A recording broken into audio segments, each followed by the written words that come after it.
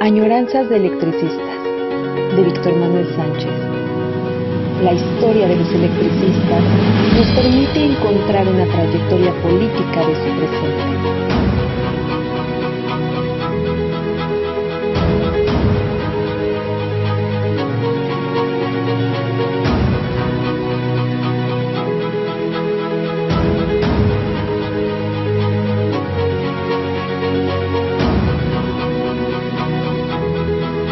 Comenzamos. Buenos días, buenas tardes, ya no se sabe qué dice uno. Estamos de nueva cuenta en Añoranzas de Electricistas. Segunda sesión, segunda parte, inicio del 2022. Iniciamos, continuamos con Añoranzas de Electricistas en este nuevo año. Antes de empezar el tema, les voy a decir que hoy es un tema curioso, interesante.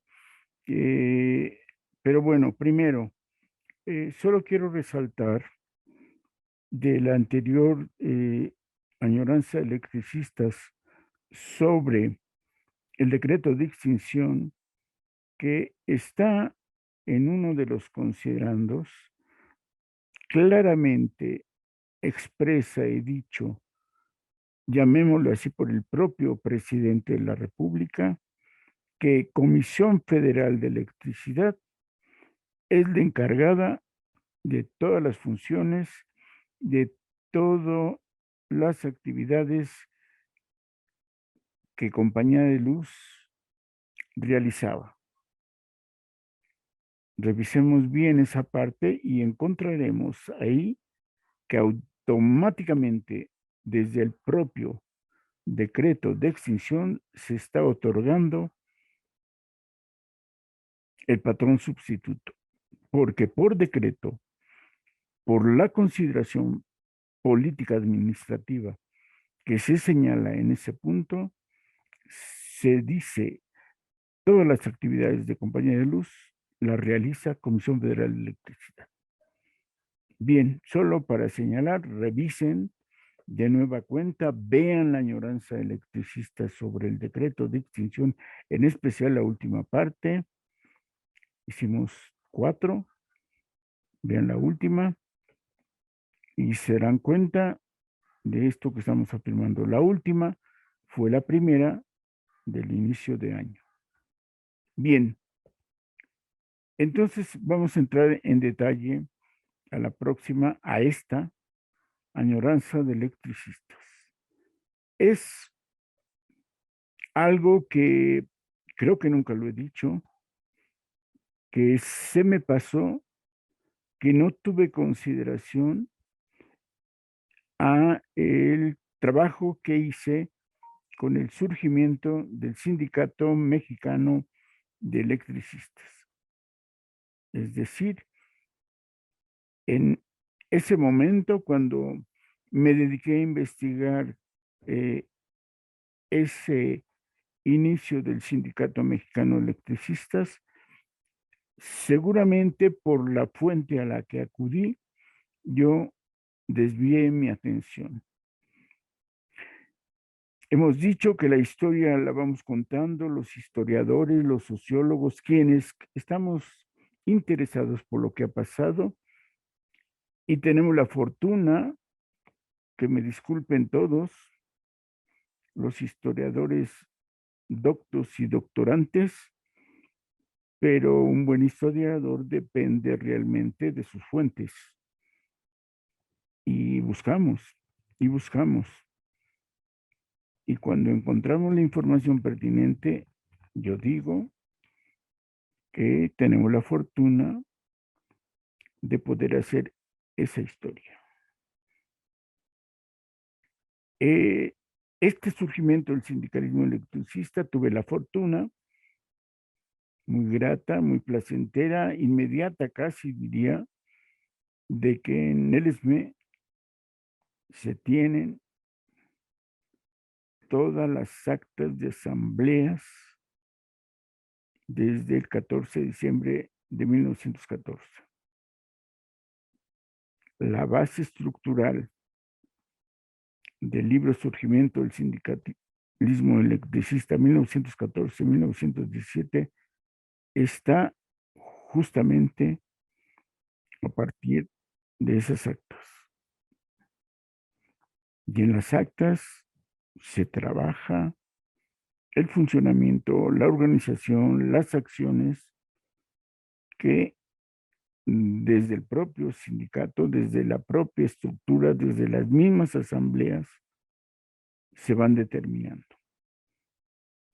Por supuesto, yo busqué, completé con periódicos de la época, con el Archivo General de la Nación, pero lo que olvidé y lo reconozco, lo reconocí al año de que se publicó la primera edición en 1978, que no trabajé la empresa. No la trabajé, un error muy grave,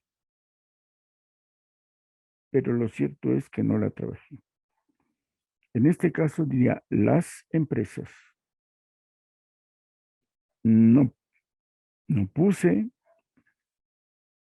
por ejemplo, que ya lo he reseñado en estas añoranzas, no puse el decreto, la concesión, decreto, concesión que Porfirio Díaz le concede a Persón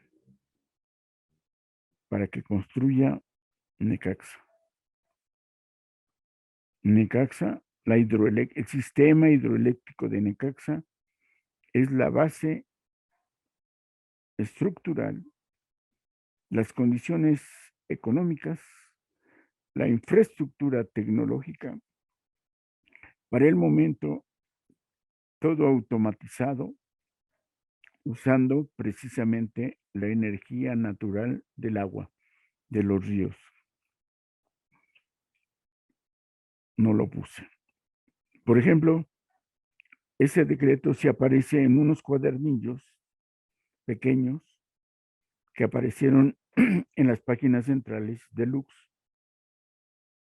Y cuando sale el segundo número, no, creo que es el primero, que vamos a narrar la historia del ESME en esa ocasión y vamos a elaborar, a crear 12 fascículos, 12 folletos que iban a aparecer obviamente como Lux gratuitos para todos los trabajadores o los lectores de la revista Lux, narrando la historia que hasta ese momento podíamos contar.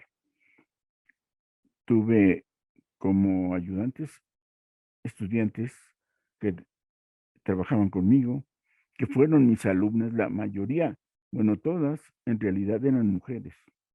Era un equipo de estudiantes, alumnas, y cada una tenía un tema. Trabajamos juntos, asesoraba, indicaba, en fin. Esa colección solo tuvo 3 números. La vida en los sindicatos es activa, es dinámica, pero sobre todo es política. Cualquier relación que se tiene con trabajadores, con sindicalistas, tenemos que decir que todas sus actividades, que todas sus cuestiones en la historia de México y del mundo, en la historia del Sindicato Mexicano de Electricistas, son acciones políticas, para bien o para mal. Y entonces, bueno, no trabajé las empresas, no trabajé, no le dediqué el tiempo. Le digo, en ese fascículo sí se publica el decreto concesión. Cuando presenté en otra añoranza de electricistas ese decreto que aparece en el Diario Oficial de la Federación, por cierto, descubro que el decreto que pusimos en aquel folleto estaba incompleto. Y entonces es mejor la añoranza de electricistas y el documento que, como todos saben ustedes, todos los trabajos que tengo, que hemos tratado en cada añoranza electricistas, se los paso al equipo de Radio ESME, en especial a Iván Hernández, y él ha hecho el favor de colocarlos en la página de Radio ESME. Los pueden buscar esta añoranza electricista dedicada al decreto concesión de Necaxa que se otorga en tiempos de Porfirio Díaz, y van a ver esta parte que, insisto, el surgimiento del sindicalismo electricista en 1914-17 no trabajé. Grave error. En fin, ¿qué es lo que hice desde, bueno, siempre lo tuve presente, que me faltaba esa parte, y en especial para completar el contexto de esos años, 1914-1917, que en realidad ese contexto se iba a el siglo anterior. ¿Por qué? Porque en la capital, en el Distrito Federal, había 4 empresas eléctricas. De esas 4 más The Mexican Lion Power Company, se va a crear la Compañía de Luz y Fuerza Motriz, en ese momento imperialista. Entonces, lo que había que narrar es esos sistemas eléctricos que están en la capital y que al final, para 1916, la empresa monopólica imperial, bueno, la empresa imperialista ha monopolizado toda la zona central del país. Como sabemos, eso duró hasta 1960. Y entonces, esa parte de las empresas no la trabajé, por desgracia. Teniéndolo presente siempre, es probable 2 cosas. Uno, que justamente como indico, los estatutos me llevaron a seguir esa ruta. Solo la estructura sindical, solo la forma de organización, solo las prácticas sindicales que realizó de 1914 a 1917 el Sindicato Mexicano de Electricistas. Esa es, pues, no es una disculpa, pero lo que propició esa ausencia de las partes, que diría uno, solo hay electricistas si hay empresas electricistas. Y en esa simple razón debía haber investigado primero la empresa y las empresas electricistas. Me fui, como se dice, a la superestructura. Me fui a la organización política e ideológica de esos trabajadores. La otra, insisto que es quizá un argumento razonable, pero no me disculpa, es que cuando iniciamos esos trabajos de investigación, como todos saben, llegamos 12 compañeros, estudiantes todos, pasantes o estudiantes de la Facultad de Ciencias Políticas, de 3 carreras de la misma, más una psicóloga y una abogada, estudiantes todos, que para estudiar en un convenio que se hizo allá en los años 70, para que estudiáramos la historia de la empresa y la historia del sindicato. Pues bien, seguramente suponiendo que había un compañero de estos 12 de la Facultad de Ciencias Políticas que iban a trabajar las empresas, puedo suponer, bueno, es mi excusa de tiempo después, que me dediqué yo a la organización y a la estructura y a las prácticas sindicales sin atender los asuntos de las empresas. Bueno, no sé por qué razones del destino, porque dicen así, no sé por qué, o porque de repente ya me di cuenta que no podía dejar de lado esa historia. Curiosamente, fines del 2018, regresé al Archivo General de la Nación exclusivamente para buscar la historia de las empresas que constituían, que eran parte, que estuvieron integradas a la Compañía Mexicana de Luz y Fuerza Motriz, Sociedad Anónima, o como bien se estableció, The Mexican Light and Power Company Limited. Por eso, al ir encontrando, por ejemplo, tanto el decreto concesión de Porfirio Díaz para establecer y elaborar y construir y mantener el sistema hidroeléctrico de Necaxa, encontré el decreto. En consecuencia, eso me llevó a buscar el otro decreto, cómo se iba a establecer en la zona central, en ese momento, la capital, el Distrito Federal.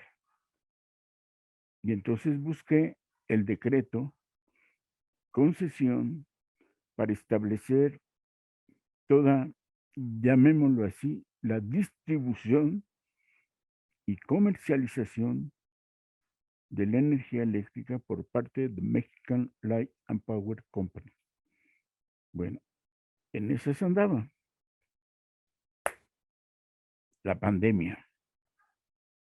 Bien, hoy lo que vamos a tratar, bueno, lo suspendió, estoy esperando que haya condiciones. Dicen que los que somos de mi edad nos tenemos que proteger. Estoy esperando que haya condiciones para que pueda regresar y continuar la búsqueda de qué empresas eléctricas había en el Distrito Federal o la capital de México. Son tiempos en que en ese momento se decía México, vamos a México, que era ir a la capital o al Distrito Federal. Durante muchos años existió ese sentir de todas las provincias, de todos los estados, incluso de las propias municipios o zonas del Distrito Federal. Para ir al centro de la capital se decía, vamos a México. Cuando yo era pequeño, así se decía, así me decía mi mamá, mis tíos, se decía, vamos a México. Bueno, toda la zona central del país estuvo en el siglo XIX y principios del XX, digamos, suministrada la energía eléctrica por 4 empresas. Las ando buscando. Ando buscando, pues, quienes constituían ya para 1910, pues, cuando se consolida el monopolio de la empresa imperialista, ¿quiénes eran?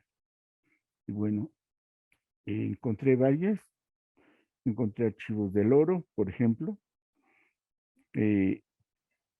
antes que los propios electricistas, encontré de mineros del oro, que como la empresa le distribuyó, le vendía energía eléctrica para el mejor funcionamiento, pues también vi y chequé lo que me encontré de los mineros del oro. Cuando uno visita el oro, en realidad ve uno que ahí están.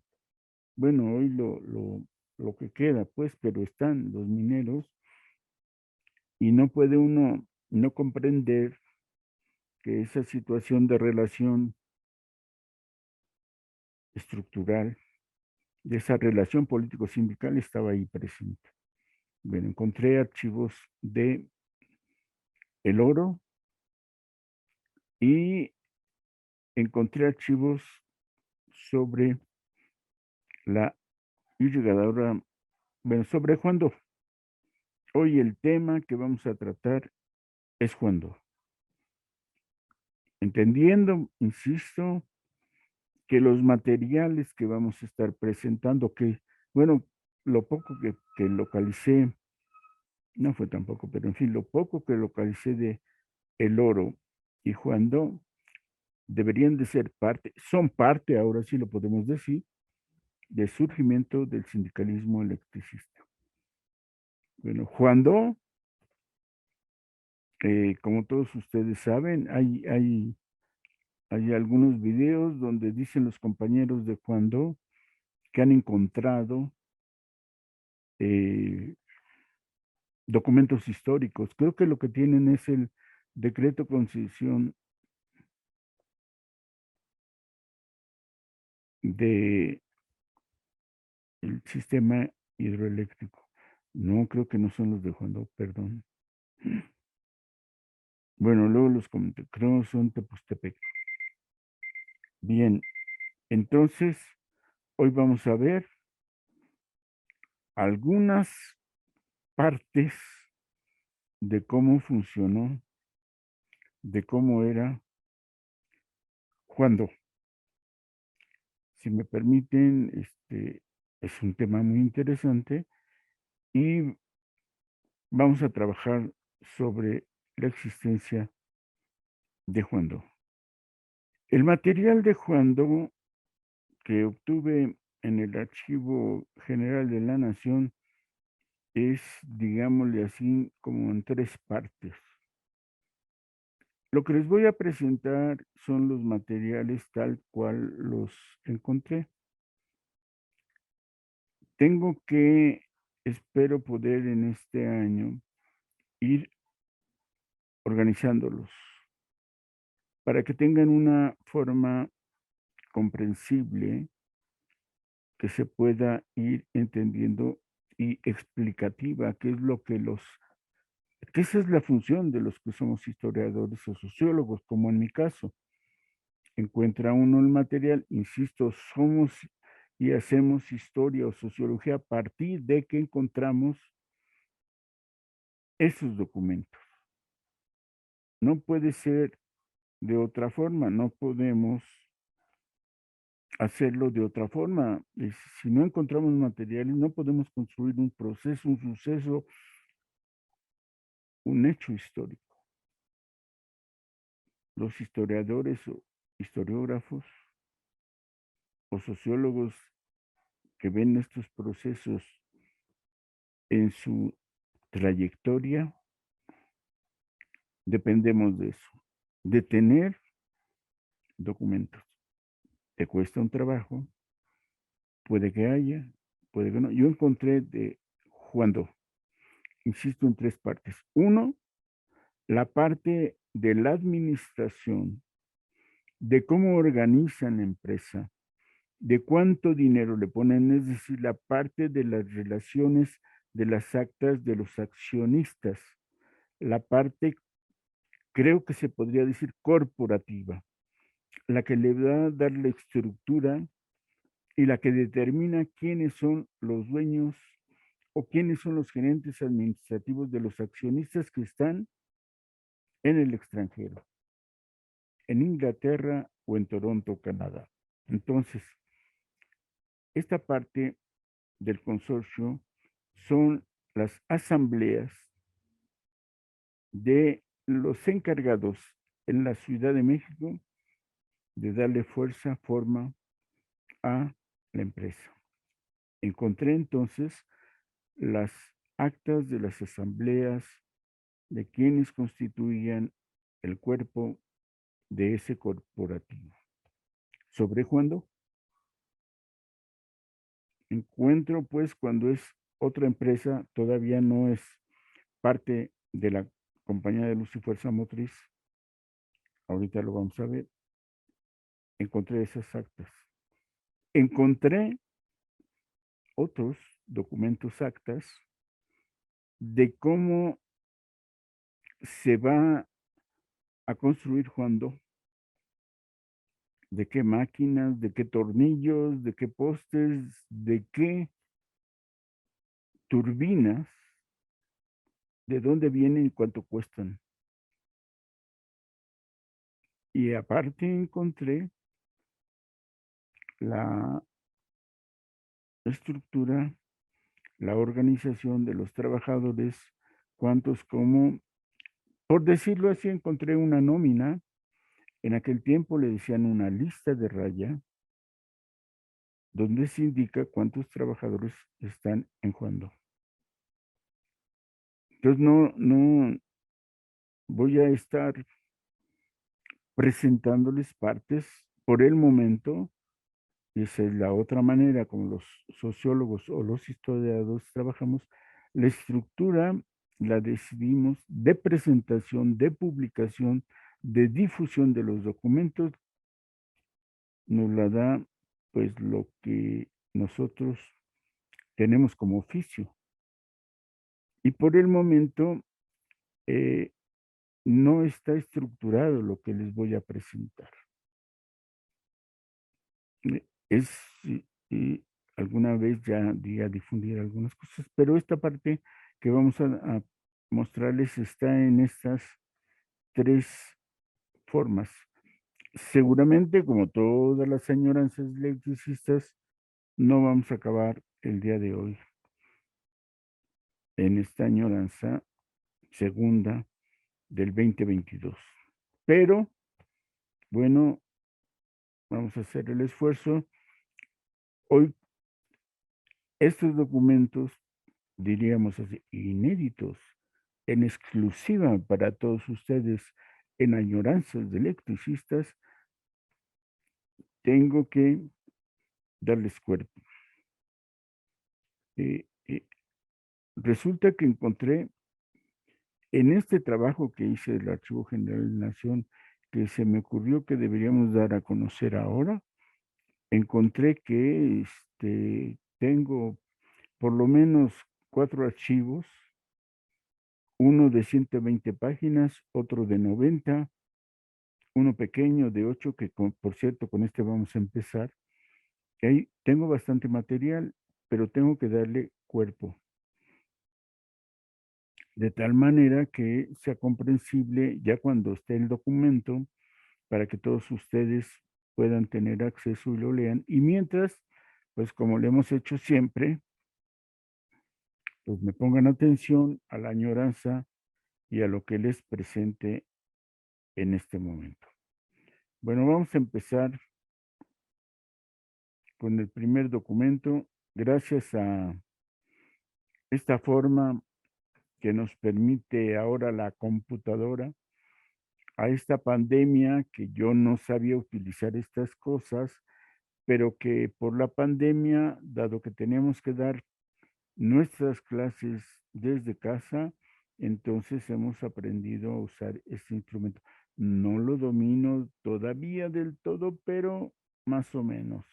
Para esta añoranza de electricistas sobre el caso concreto de lo que va a ser la división cuando vamos a revisar unos documentos sobre eso. Entonces, tal cual de mis notas que tomé, pues no sé si en 2000, fines del 18, a mediados del 19, pero bueno, va. Como ven, la primera parte está indicada, Archivo General de la Nación, AGN, caja 1276, expediente 22. Yo intento describir cómo es la carpeta que me encontré, cómo son las hojas, ¿no?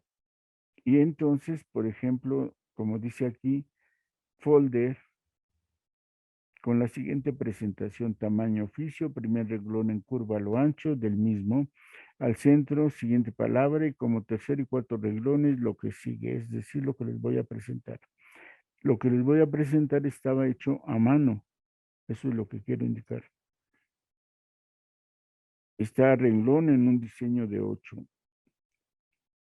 No hay, solo hay una portada que dice que es esto, y son 2 hojas manuscritas. Esto es lo que me encontré. Listas de sueldos de empleados, servidumbre y jornales en el departamento de Juandó. Marzo de 1901. Un ingeniero en jefe, FM Saavedra, no sabemos.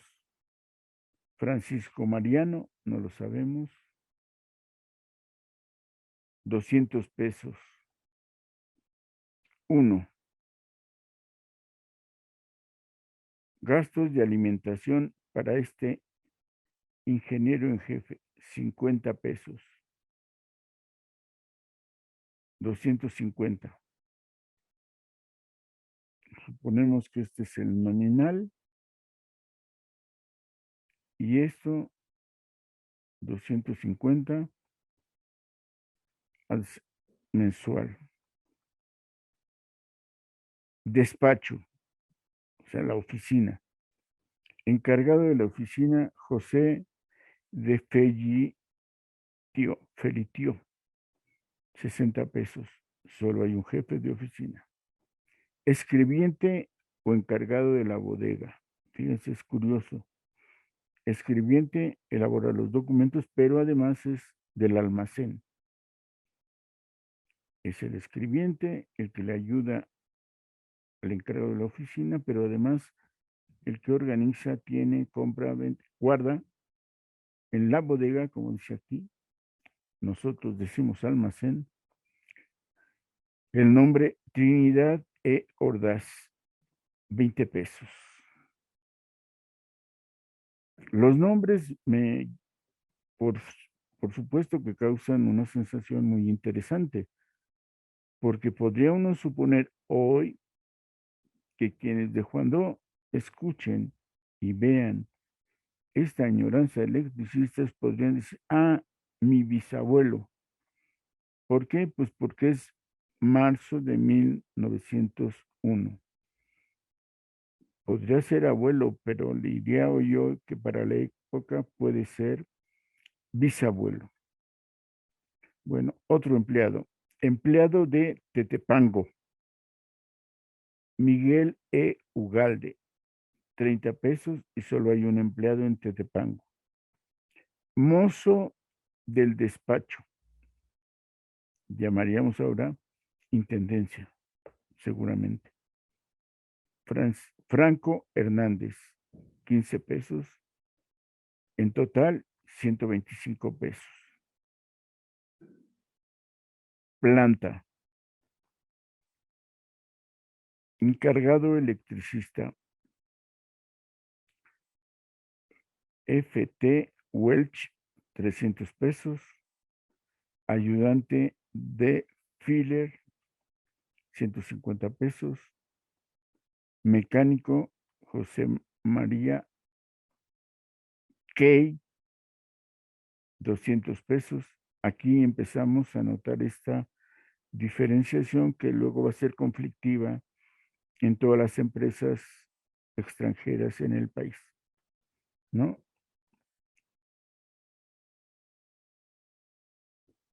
El ingeniero en jefe raro es Saavedra, es mexicano, pero los que están en la planta son extranjeros. Estos tres son extranjeros. Alimentación del mismo, 50 pesos. Engrasadores, Trinidad Paredes y Donaciano León, 93 pesos. Este Trinidad Paredes, recuerdo que hubo un conflicto a inicios de la organización del ESME, 1915, donde hubo un conflicto, unos bandoleros llegaron a asaltar a los trabajadores de Juan Do. Mataron a 3 o 4, no recuerdo ahorita, pero Trinidad Paredes es, que recuerde, luego podría checar yo, puedo revisar para la próxima sesión el conflicto que se da en 1915 en Juan Do, y recuerdo que Trinidad Paredes sobrevivió al asalto. Bueno, los engrasadores no, 23 pesos, que son 2 cada uno. Su sueldo es, su salario, de 93 pesos. Limpiador, Alberto León. Así está escrito Alberto, con B de Víctor. No con B la biodental, sino con esta B. 23.25. Ayudante son dos, Seferino Trejo y Emeterio Becerra. 31 pesos. Total de esta sección, 47.25 pesos. Para que vayan viendo también en esta estructura cuánto es el salario conjunto, lo que la empresa dispone para sus trabajadores. Y se puede checar más o menos, ¿no? Los puestos, los cargos, las funciones de esta parte que están en la planta y que, como se pueden ver, en realidad son pocos, 6 trabajadores. Bueno, 8, porque en el caso de donde hay 2. Servidumbre.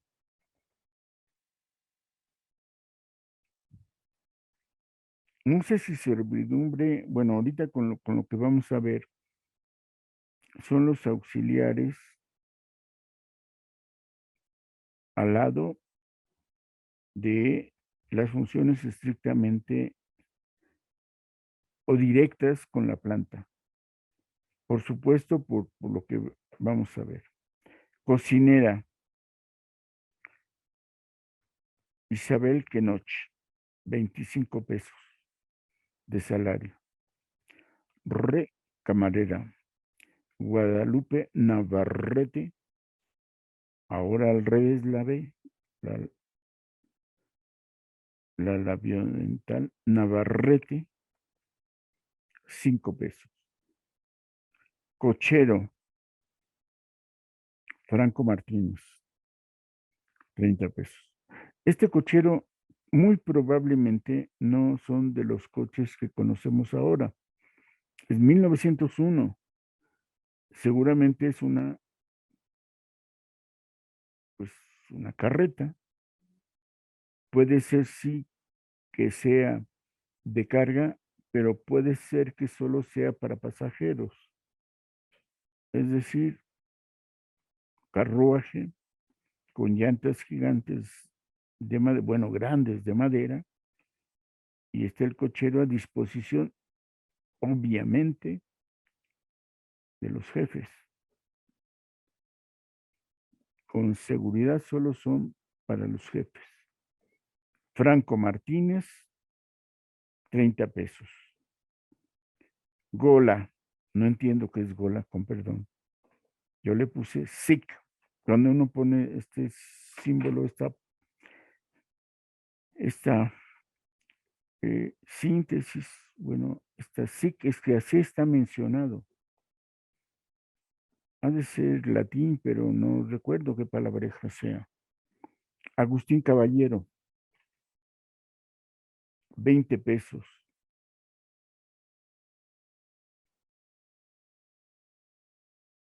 El conjunto al mes va a recibir 80. Cabo,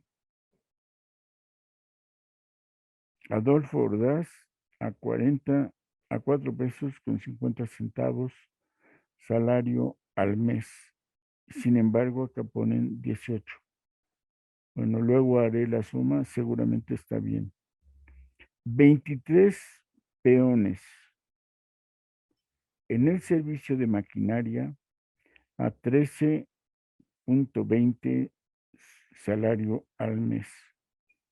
En conjunto, 292 de estos 23 peones que con seguridad van a estar en cualquier parte auxiliando, haciendo. Es probable que sean los de construcción, como se conocería después. Bueno, en el conjunto de ellos, 73 pesos con 20 centavos. De todos estos serían 310 pesos con 80 centavos y el papel se acaba y dice a la vuelta sigue, son 13 más 28, 41 trabajadores hasta aquí, hasta esta parte de la hoja, 1,612,25 de salarios conjuntos. Herrería. Y bueno, yo pongo aquí de la vuelta porque así está escrito en el documento, de la vuelta y vuelven a poner el total, 1,612,25. Herrería. No sé si sea exclusivamente herrería o en parte sea algo ya de mecánica. Podría ser. Bueno, maestro, herrero, carpintero y carrocero. Órale. Flexibilidad, como diríamos ahora.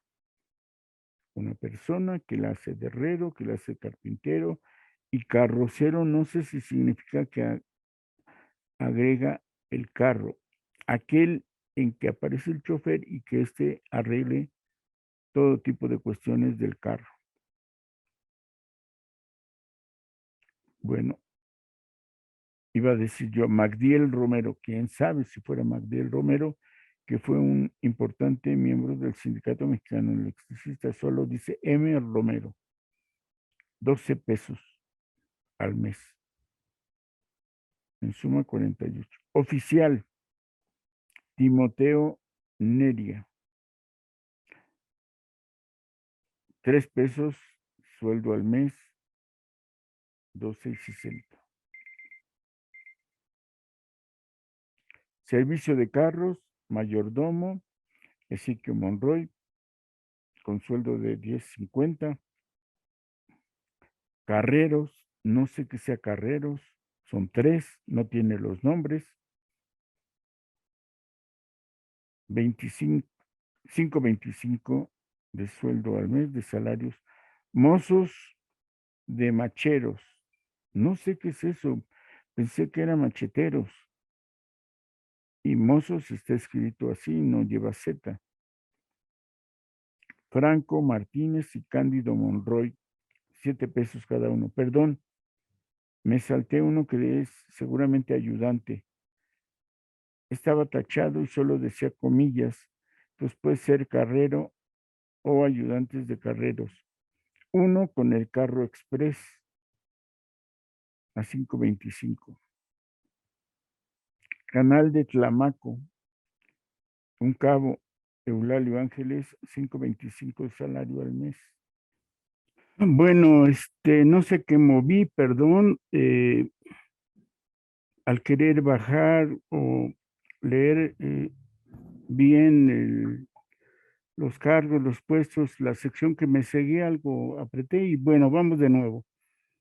Insisto que por lo que llevamos ahorita nos estamos dando cuenta que sí hay diferentes secciones, áreas o departamentos de Juan y que lo que podemos suponer es que hay una distancia, en algunos casos corta, en otros no tanto, y sería muy interesante saber dónde cada quien recibe su orden de trabajo, sobre todo si esta va a cambiar o dónde va a estar en su tiempo de trabajo realizando sus labores. Eh, de cualquier forma, estando en distancias,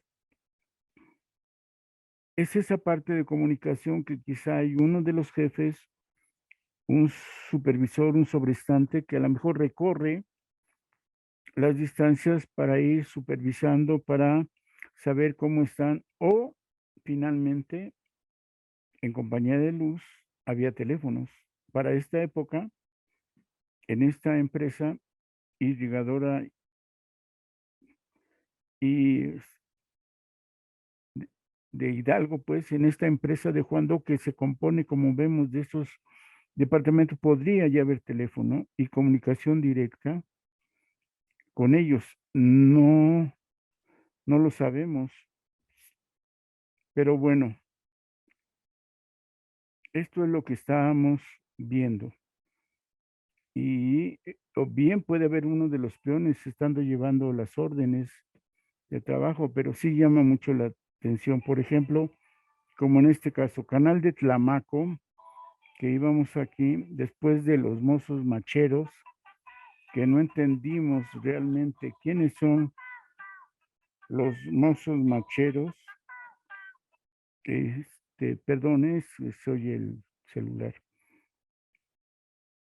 Y el canal de Tlamaco, ¿no? Aquí ya muestra funciones, trabajos diferentes y, y que no descubro, no intuyo, tengo que ver más de los documentos para que chequemos estas cosas. Bueno, Canal de Tlamaco está un cabo, Eulalio Ángeles, con un salario de 5.25, con puerteros, va a ser esta buena sección. Evaristo Reyes, que está en la presa. Recordemos que el compuertero es aquel justo, sube, baja, mueve, pone a la mitad, cierra una compuerta. En este caso, en las distintas secciones de los canales. Van los canales de agua y si algo tiene que desviarse, cortarse, para eso son los compuerteros. Esto sí lo entiendo. Entonces, van a estar en la presa, Tablón, Jesné, San Juanico, Cerro, Puente de Gómez, Tanque de Juandó, en el tanque, que no sabemos si es el mismo tanque, pero bueno, Evaristo Reyes en la presa, con un salario de 5.25. Porfirio Corona, que tenía una Y con D de ayudante, pero también están las comillas. Porfirio Corona en Tablón, con un salario de 4.34. Celedonio Reyes en Fresné, con un salario de 4.34 también. Marcelino López en San Juanico, con un salario de 4.34. Victoriano Galloso en Puente de Gómez, con un salario de 3.50. Miren, aquí en el escrito dice A, es decir, dice el compuertero Macario Uribe, que está en el tanque de Juandó a 7 pesos de salario. Mes. Todos, si se han fijado, dice salario mes. Y eso significa que es muy poco. Si esto es 7 pesos al mes, es muy poco. Ayudante, Pedro Sánchez en el tanque. Silvano Reyes en la presa. Es curioso que los de arriba sean compuerteros y que abajo les bajan el salario, no les nombran compuerteros, sino ayudantes, y sin embargo están solos, tanto en el tanque como en la presa, con un salario de 3.50 cada uno de ellos. Excepto que efectivamente sean ayudantes y Pedro Sánchez esté con Macario Uribe ayudándole en el tanque de Juan. Y Silvano Reyes le ayude a Evaristo Reyes. Ah, miren, Silvano y Evaristo, probablemente sí sean ayudantes del primero. Y Evaristo Reyes, aquí hay 3 Reyes, Evaristo Reyes, Silvano Reyes y, no, perdón, Celedonio Reyes en Chesné y Silvano Reyes, 3 hermanos. Seguramente se pasaron la voz, se enseñaron entre ellos el trabajo y están contratados. Después, canales de irrigación. Aquí separamos la función y por eso de la empresa Juan Do, que se llama electrificación e irrigación. Vigilancia de riesgo. Hay empleados. Habrá que ver si realmente, como luego decimos nosotros, son oficinistas. Pero bueno. Ángeles Álvarez Sotomayor. José María G. Sabás, que tiene la marca a la izquierda de ayudante. Luis Flores Domínguez y Espíritu Rosano. Oh, qué apellido tan extraño. hace la suma quien elaboró la encuesta de 2,016 pesos en conjunto de salarios que van. Dentro de este grupo de canales de irrigación y vigilancia de riesgos, continúa un cabo, José Pérez, con 7 pesos de salario, 12 guardacanales, que supongo yo que van checando los canales, ven que estén limpios, ven que no tengan rupturas, que no estén quebrados, que no haya pues ningún defecto en los canales, para que realmente el agua corra, no se estanque, no se meta en una grieta, sino que el agua vaya corriendo como tiene que ser. Y 5 ayudantes, 15 trabajadores guardando los canales. Los primeros 12 son 42 pesos y los segundos 5 a 15 pesos con 5 centavos. Construcciones y reparaciones, otro departamento. Un sobrestante Catarino Gallegos, arriba había otro Gallegos, a 10.50, pues 10 pesos con 50 centavos. Un maestro albañil, Bruno Mendoza, a 12 pesos cerrados. Un oficial, Antonio Mendoza y Albino Mendoza, a 9 pesos y a 7.50. Miren, otros 2 hermanos. Y hay que recordar una cosa, aquí está escrito que son a 9 pesos. Albino Mendoza a 7.50. Antonio Mendoza a 9 pesos. Es a precio, como si fuera una fruta. Antonio Mendoza de oficial está a 9 pesos de salario al mes. Esto nos da cuenta que sí, efectivamente somos una mercancía. Se trabaja en una empresa, se está la nómina, la lista de raya, y en la nómina te consideran una mercancía. Cuestas a tantos pesos. Para que se comprenda que estamos explotados, para que se comprenda que somos una mercancía más que nos compran a tanto por cuanto, a tanto de tanto. Esto es importante, sería y ameritaría una buena charla teórica en el sentido de cómo del lado de la empresa se nos considera justo como un activo más dentro del conjunto. Los postes están a tantos, los canales para elaborarlos me salen a tanto y un obrero, un oficial o un ayudante a tanto. Hay que pensar y reflexionar. 6 albañiles, salario conjunto 18 pesos, 2 ayudantes de albañil, 9 pesos, 4.51 al mes, dice. Un soquetero, no entiendo qué es un soquetero, a 3 pesos, 13 peones, en conjunto 31 pesos con 20 centavos, 9 peones a 13 pesos con 30 centavos y otros 3 peones a 3 pesos con 24 centavos. Supongo yo que ha de ser peones A, peones B y peones C con distintos salarios. Y miren algo interesante, hortelanos tienen una huerta para crear, para producir, para sembrar, para hacer agricultura. Un hortelano que ha de estar generando, produciendo todas estas hortalizas, puede ser en principio, podría ser muy buena onda, que sean de beneficio, o por lo menos que abaraten el costo de la comida de los que puedan traer, si son los trabajadores. Si no le están produciendo sus hortalizas al gerente, al dueño de la empresa, para saber. Bueno, un hortelano, Franco Vázquez, perdón, Franco Vázquez, eh,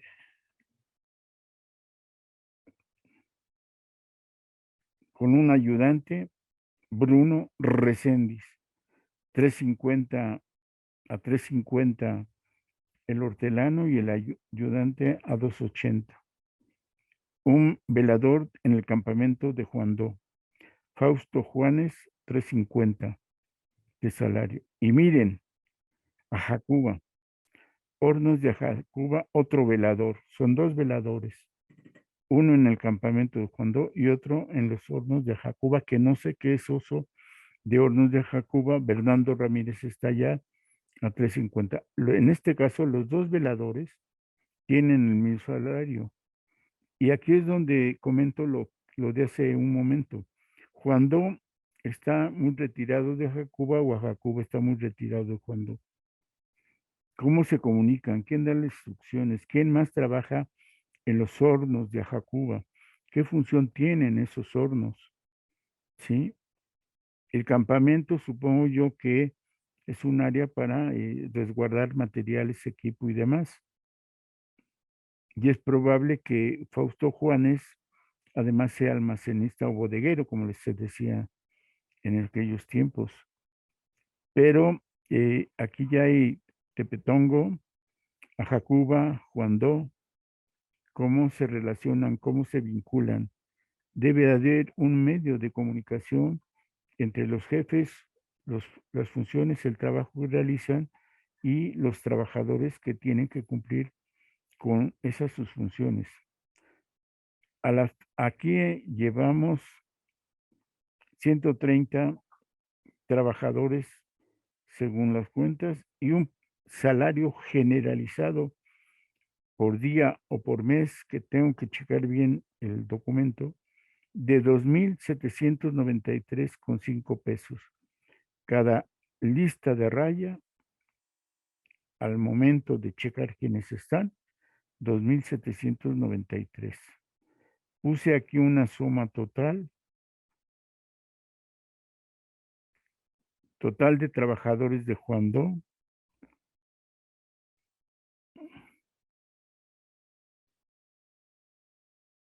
que nos dan a 134 trabajadores de todo este grupo de sistema de irrigación y generación que hemos encontrado aquí y que tendremos que hacer un esquema para saber si se complementa todas las secciones de la empresa, como dice aquí la fuente, compañía eléctrica e irrigadora